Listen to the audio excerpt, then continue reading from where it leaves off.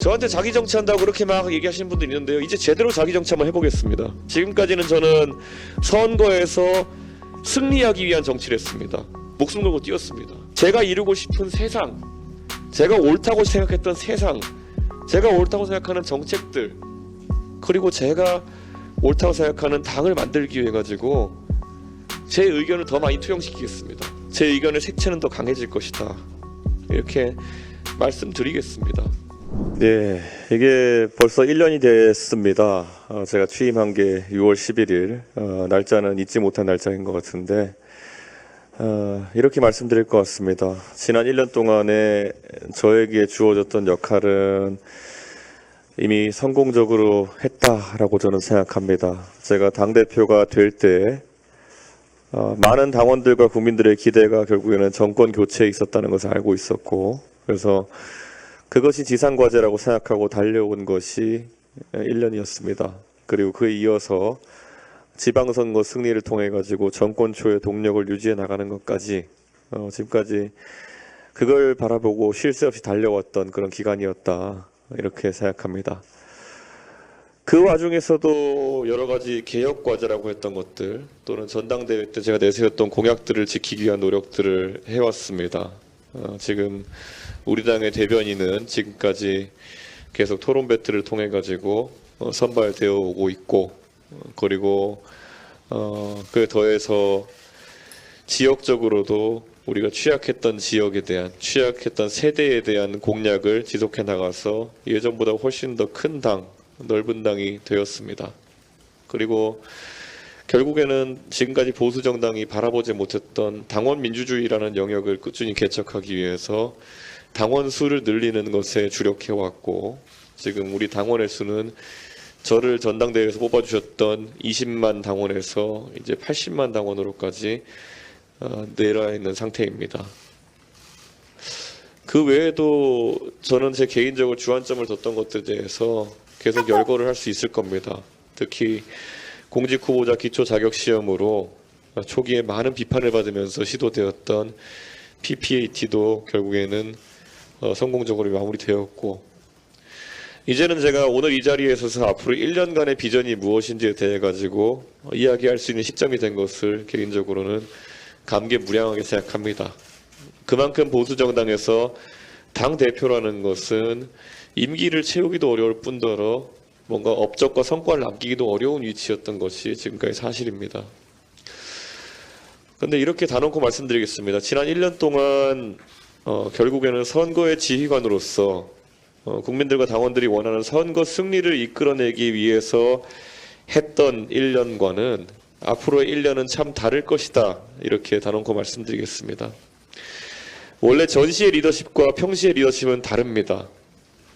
지금까지는 외부의 다른 당과 다투고 싸우는 과정에서 우리 당이 체계를 정립했다면은, 이제는 결국에는 여당으로서 어떻게 안정적인 국정을 뒷받침할 것이냐라는 큰 과제가 저희들 앞에 있습니다. 이것은 때로는 수세적인 입장이기도 하기 때문에 지금까지 정권 교체를 위해 공세적으로 하던 것에 비해 가지고 훨씬 어려운 과정으로 비춰질 수도 있습니다. 저희가 정권을 출범시켰지만은 아직까지 대내외적인 경제 환경이라든지 아니면 여러 가지 국제사회의 좀 사정이라든지 이런 것들은 결코 우호적이지만 않습니다. 그렇기 때문에 이런 것들을 성공적으로 마무리하는 것은 우리 당에게도, 그리고 윤석열 정부에게도, 저 개인에게도 매우 큰 도전이고, 그리고 이것의 성과를 내는 것은 어려운 과정이 될 것입니다. 이렇게 생각합니다. 지금까지 저에게 주어진 그런 전시의 역할이라고 하는 그것 때문에 저는 지금까지 항상 무기를 들고 싸워야 했습니다. 네. 그 무기라는 것은 때로는 당 밖에 있는 타당의 인사를 향하기도 하고, 그리고 또 때로는 당 내에 분란을 발생시키려고 하는 사람들이 있으면은 그것을 당 내에 여러 가지 이견을 제어하는 용도로 그렇게 사용하기도 했습니다. 근데 이제는 밭을 갈아야 할 때다라고 생각합니다. 그렇기 때문에 결국에는 그 무기를 녹여가지고 농기구를 만들어낸 상황이 왔다, 이런 생각을 합니다. 그래서 그 농기구, 어떤 형태로 어떻게 만들어서 농사를 지을지가 앞으로 제 1년간의 고민입니다. 지금 혁신위를 운영하는 것에 대해 가지고 굉장히 관심이 주목되고 있는 것은 알고 있습니다. 제가 2014년에 혁신위원장을 했던 적이 있습니다. 그 당시에 여당이었던 새누리당의 혁신위원장을 맡아가지고 제가 많은 기대 속에서 혁신위를 이끌었습니다. 근데 단언코 말씀드리면 전 그때 아무것도 한 게 없습니다.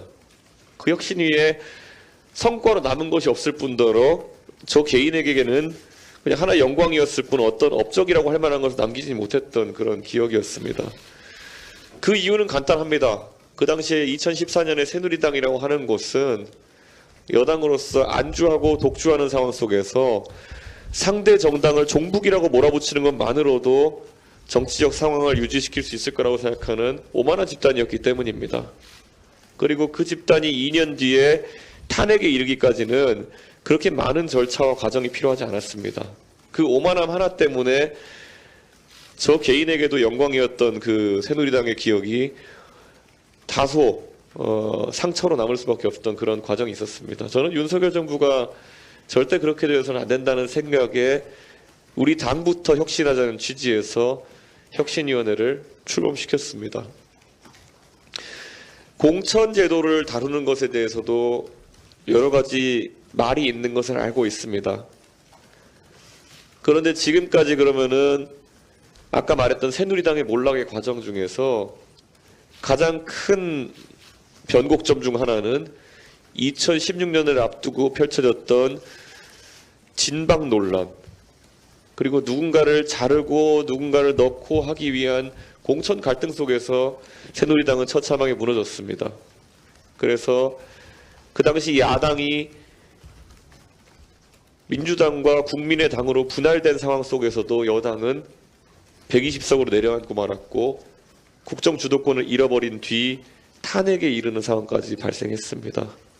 저는 결국 지금 총선 승리를 위해서 여러 가지 준비를 하는 것 굉장히 중요하다 생각하고 총선의 가장 중요한 여당의 지점은 공천이다. 그래서 그것을 시스템화하는 것에 상당한 정권의 성패가 달려있다라고 저는 확신합니다. 그래서 하지만 그 문제의식 정도만 공유하고 최재형 혁신위원장께는 어떤 방향이 제가 생각하는 방향이다, 옳은 방향이다라는 말씀을 하나도 드리지 않았습니다. 그것이야말로 우리 당 구성원이 모두 합의하고 총의를 모아서 정해야 되는 것이기 때문에 그렇게 했습니다.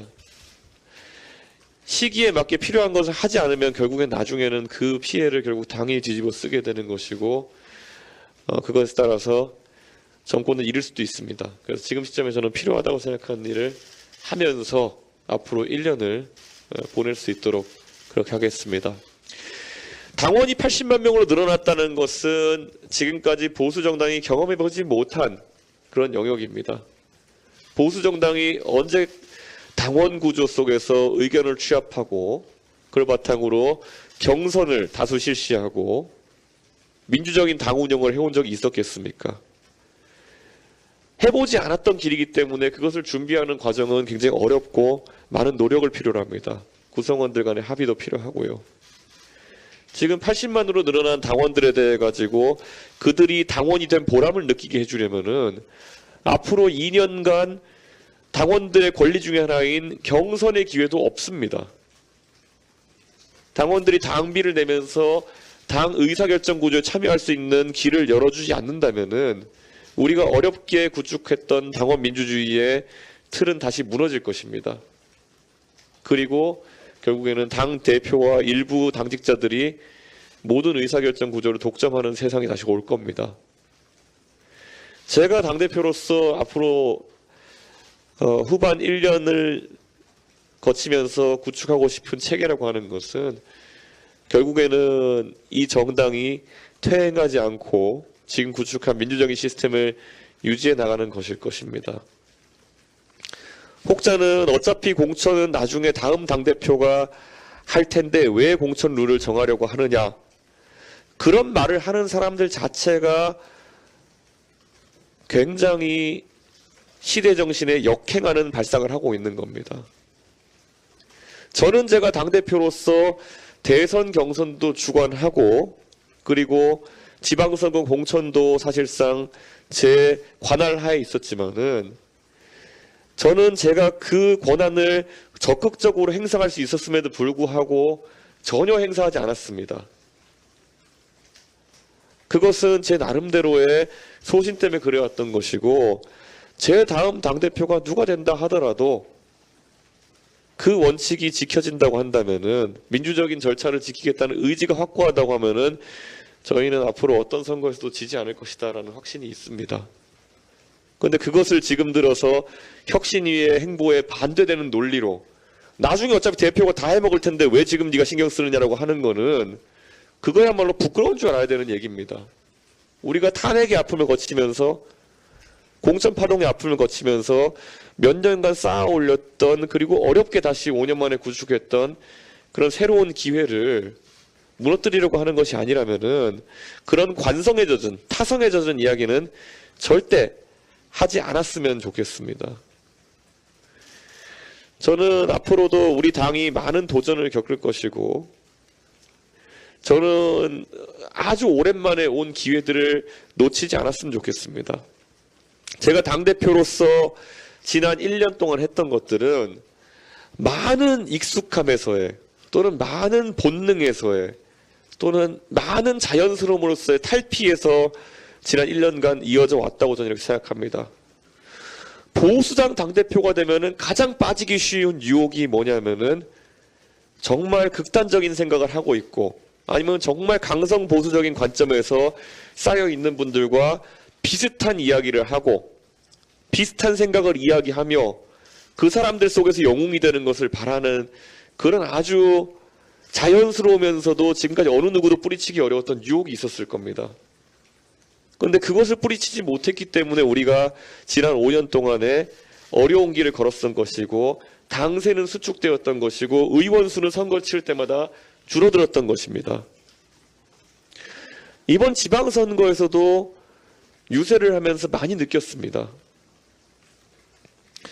우리가 최대한 많이 이기기 위해 가지고 해야 되는 행동과 우리가 결국에는 우리를 지지하는 당원과 국민 속에서 보여주기 식으로 할 수 있는 것은 큰 차이가 있습니다.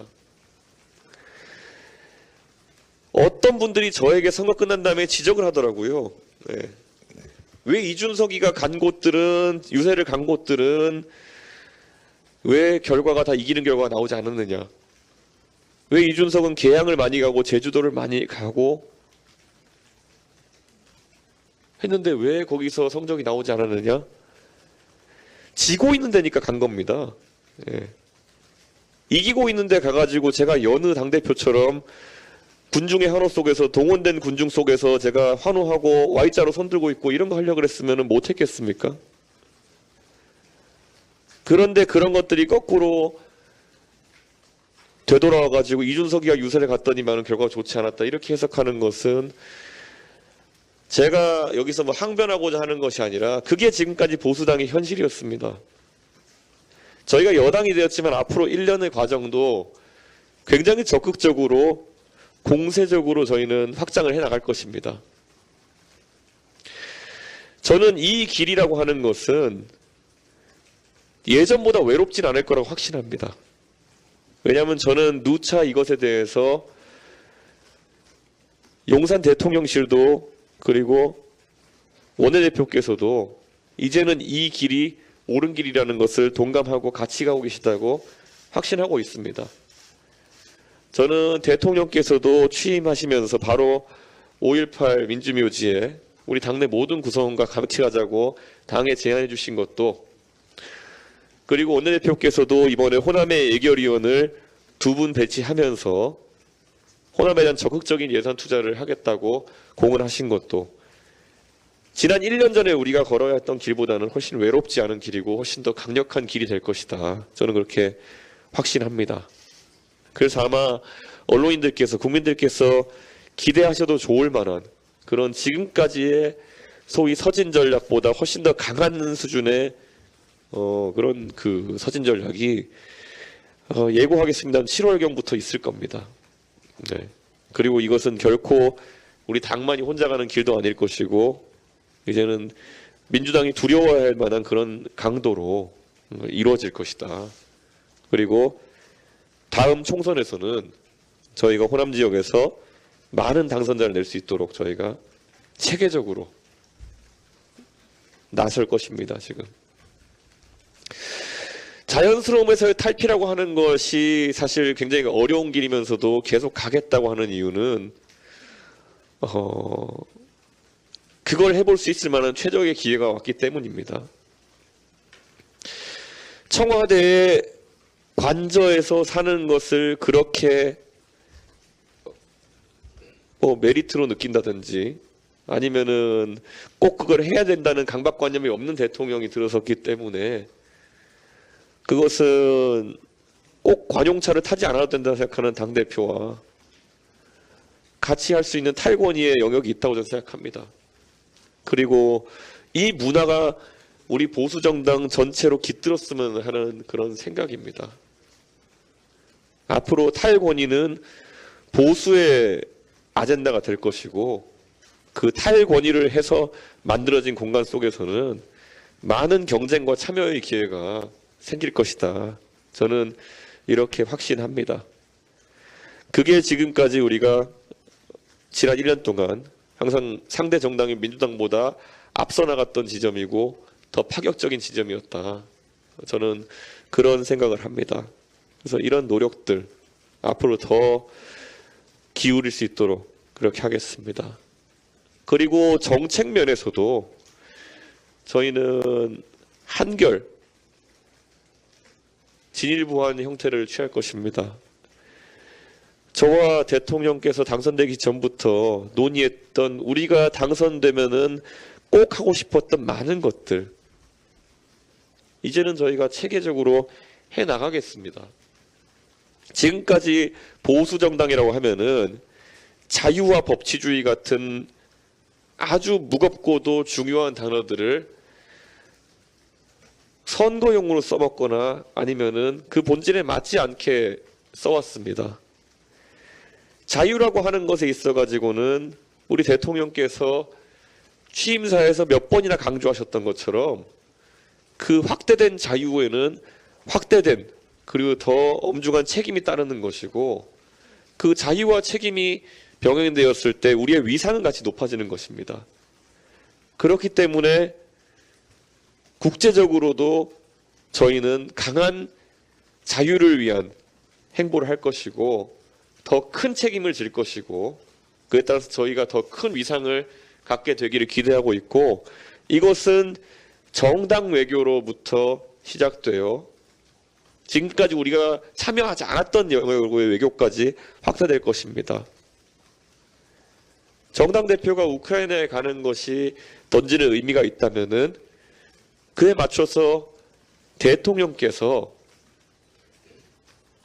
누구 표현대로만 우리랑 이역만리에 떨어진 곳에 있는 문제까지 관심을 가지면서 자유의 동지들을 찾아가는 것 그리고 그 과정 속에서 나토 회의에 참석하는 것 이런 확대된 역할을 하는 것은 대한민국에 있어서 큰 전환점이 될 것이다. 저는 그런 생각을 하고 있습니다. 그와 마찬가지로 북한과의 관계에 있어도 지금까지 보수 정권이 담대하게 패기 있게 하지 못했던 새로운 시도들을 많이 할 것이다. 저는 이렇게 생각합니다. 저는 우리 보수 정당이 또는 보수 세력이 5년간의 아픔을 딛고 처절한 반성과 변화 속에서 만들어낸 이 기회를 성공시키는 것이 무엇보다 중요하다고 생각하기 때문에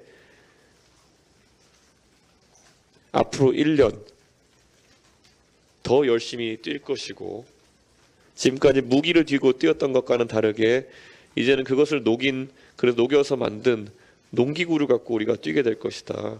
이렇게 말씀드리겠습니다. 80만에 도달한 당원은 이것이 끝일 수가 없습니다.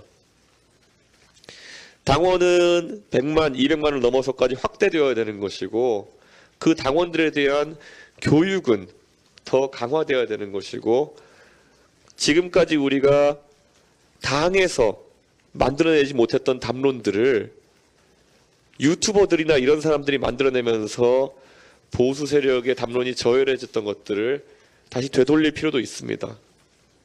당은 항상 많은 정보를 가지고 그리고 올곧은 마음을 가지고 국민을 위하겠다는 봉사하겠다는 생각으로 담론을 만들어내야 되는 것이고, 그것은 지금까지 보수 진영 내에서 슈퍼챗을 벌겠다고 유튜버들이 만들어냈던 담론 따위보다는 훨씬 더 고품질의 담론들이어야 될 것입니다. 지금까지 민주당과 맞선다는 이유로 괴물이 되어버린 그들이 이제 여당이 되고 나서 또 누군가를 적대시해가지고 슈퍼챗을 받아내기 위해서 만들어낸 이런 담론들, 이런 것을 쫓아가가지고 저희가 망할 수는 없습니다. 저희는 박근혜 정부 시절에 결국에는 그 적을 무한히 만들어내다가 실패했습니다. 종북이란 단어의 가치를 땅바닥에 떨어뜨리고 아무에게나 종북이라 하고 우리는 그 초기에 개혁을 할 수 있는 시기를 날렸습니다. 문재인 정부가 세상의 절반을 적폐로 몰고 그리고 토착외구로 몰면서 시간을 허비하고 나서 재집권에 민주당이 실패한 것을 반면교사로 삼아야 됩니다. 이제는 우리는 정말 민생에 맞는 새로운 담론을 만들어내는 것이고, 문재인 정부 5년간 하나도 만들어내지 못했던 신수종 사업, 미래 먹거리를 저희가 만들어내야 되는 큰 과제 앞에 서 있습니다.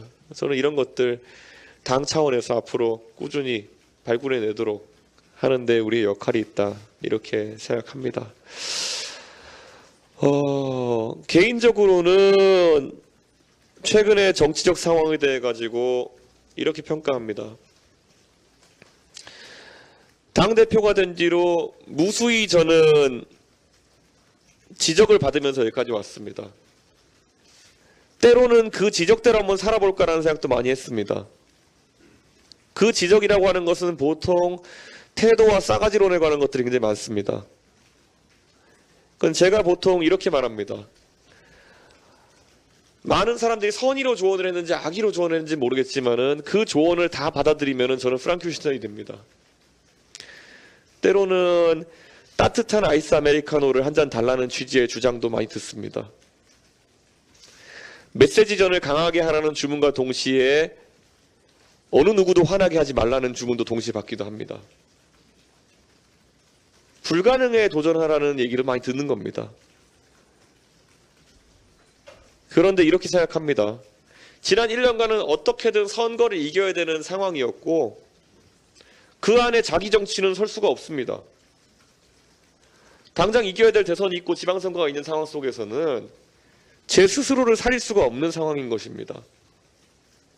반문하자면은 누가 지역을 돌면서 목이 쉬어가면서 선거운동을 할 것이냐, 그러면서 내 몸을 축내가면서 할 것이냐, 거기에 대체제가 없으면 제가 뛰어야 되는 것이었고, 누가 상대 대선 후보급인 이재명 후보를 들이받아가지고 여론전을 할 것이냐에 있어서 대체제가 없으면 제가 해야 되는 것이었고, 누가 날카롭게 상대의 기분을 나쁘게 하면서까지 우리 정론을 펼쳐야 되는 것이냐면은 그 대체제가 없는 것이었고, 그랬기 때문에 저 스스로는 하고 싶지 않은 역할을 많이 했습니다. 그런데 이렇게 말씀드릴 수 있을 것 같습니다. 저한테 자기 정치한다고 그렇게 막 얘기하시는 분들이 있는데요. 이제 제대로 자기 정치 한번 해보겠습니다. 네, 제대로 자기 정치하겠습니다. 지금까지는 저는 선거에서 승리하기 위한 정치를 했습니다. 그리고 재선도 아니었습니다. 우리 세력의 대통령 후보를 당선시키기 위한 선거를 했고요. 우리 지방선거의 후보들, 정말 지난 5년 동안 탄핵 이후에 절치부심하면서 너무나도 어려웠은 그 사람들을 알기 때문에 정말 제 선거 아니거든요. 제가 책임이 있는 선거지 제 선거 아니지만은 목숨 걸고 뛰었습니다. 그런데 이제 자기 정치 좀 하겠습니다. 제가 이루고 싶은 세상, 제가 옳다고 생각했던 세상, 제가 옳다고 생각하는 정책들, 그리고 제가 옳다고 생각하는 당을 만들기 위해 가지고 제 의견을 더 많이 투영시키겠습니다. 그리고 그 과정은 당연히 민주적으로 진행될 것이고, 하지만 제 의견의 색채는 더 강해질 것이다, 이렇게 말씀드리겠습니다. 자기 정치라고 하는 것이 비판의 요소로 아무 내용 없이 사용되고, 그리고 지금까지 저에 대해서 사실관계도 맞지 않는 그런 비판과 비난을 가해 오셨던 분들에 대해서 지금까지 많이 참았습니다. 그리고 그 과정에서 필요한 대응만 했습니다. 그런데 지금까지 그걸로 인해 가지고 제가 공적인 목표를 수행하느라 당의 대선과 지선을 이기는 과정 속에서 제 개인이 자기 정치 측면에서 입은 피해는 너무 심합니다. 이제부터는 그런 것들을 따져 물을 것이고, 적어도 당당하게 논쟁하고, 그리고 옳은 방향으로 세상을 바꾸기 위한 제 노력을 하겠습니다. 당 대표에 대해 가지고 국민과 당원들께서 부여하신 그런 목표 책임은 저는 달성을 잘 했습니다. 그리고 제가 전당대회 때 저를 지지해 주신 분들께 약속했던 것들, 토론 배틀에 PPAT에 대선 승리까지 다 했습니다.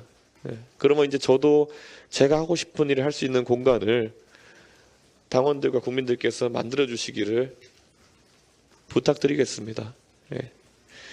저는 제가 정치를 시작하면서 놀랍게도 제가 했던 지금까지 발언을 모두 찾아보시면 제 입에서 저는 제가 청년 정치인이란 말을 한 적이 한 번도 없을 겁니다.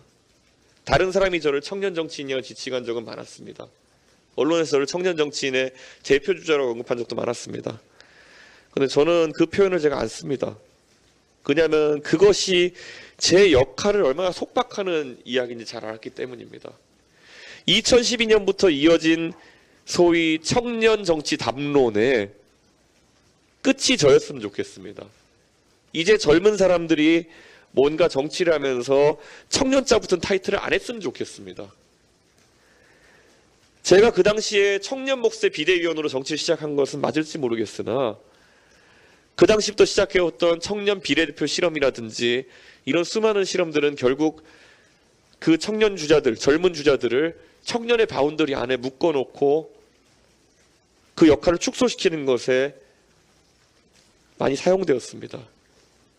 왜 정치를 하는 청년 정치인들이 청년 정책을 다루라고 강제합니까? 왜 정치하는 젊은 사람들이 외교와 국방, 경제 문제, 사회 담론을 다루는 것에 대해서는 공간을 열어주지 않고 청년의 대변자 같은 역할을 맡기려고 합니까? 저는 그거야말로 우리 사회에서 깨야 될 가장 큰 악습이었고 이제 10년 만에 그게 깨질 기회가 왔습니다.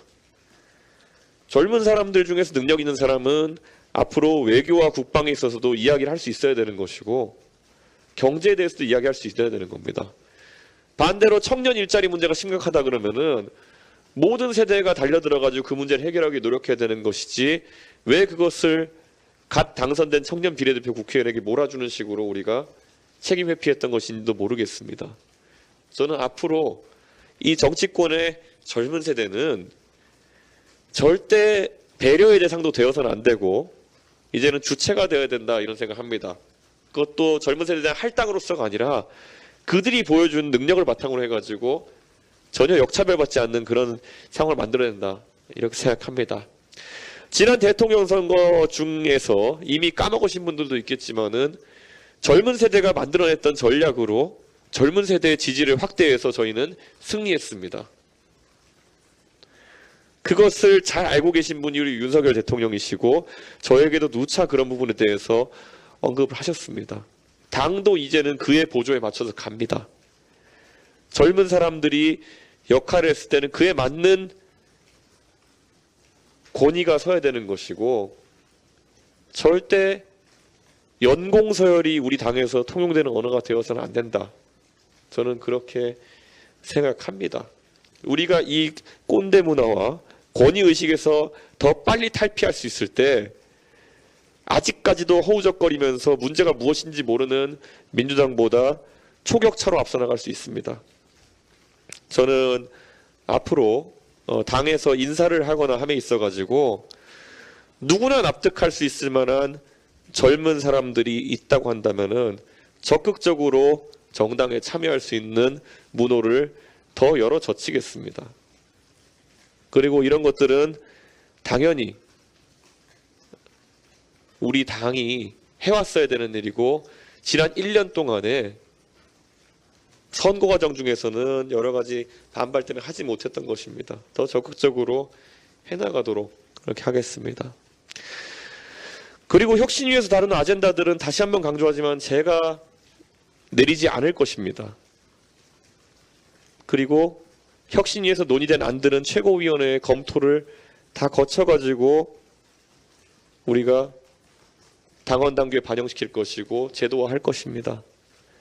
이것에 대해 가지고 선제적인 흔들기를 하시는 분들이 또 나오는데 참으로 우려스럽습니다. 언제까지 우리가 가정법에 의해 가지고 이런 당의 개혁 동력을 깎아먹는 일을 해야 됩니까? 1년 전으로 시계를 돌려보시면은 이준석이 유승민계이기 때문에 유승민을 대통령 만들 것이다라는 그런 모욕적이면서도 두서없는 그런 일부 인사들의 언행 때문에 당이 경선 초기에 얼마나 많은 혼란을 겪었습니까? 저는 어제 유승민 의원의 출판 기념회에 가서 당당하게 이야기하고 왔습니다.